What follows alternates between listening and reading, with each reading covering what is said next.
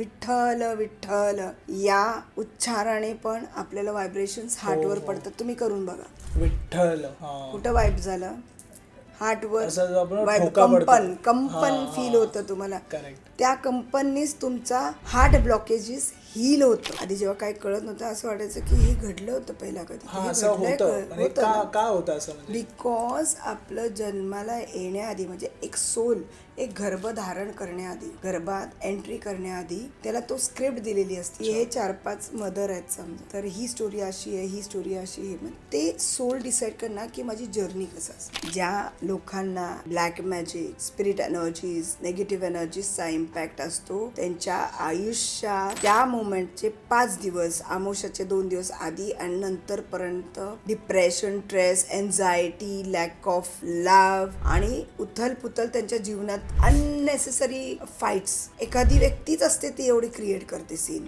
खूप महत्त्वाचं म्हणजे प्रत्येकाला माझ्याकडे लोक येतात की मला नेगेटिव्ह एनर्जीचा इम्पॅक्ट आहे, पण मॅडम मला पे करू शकत नाही, मी कसं करू? तर मी प्रत्येक पॉडकास्टमध्ये सांगितलं आहे very simple remedy. Pink salt आपल्या दोन्ही हातात घ्यायचं, हात बंद ठेवायचे, सरळ हात मांडीवर ठेवायचं आणि तुम्हाला जो पण प्रॉब्लेम आहे ते या मिटात जात आहे हे 53 टाइम्स बोलायचं. 2025 मंगळाचं वर्ष आहे, 9 तारीख हे पण मंगळ आहे आणि मंगळवारचा दिवस आहे. सगळं मंगळ मंगळ मंगळ. Specially 9 September 2025.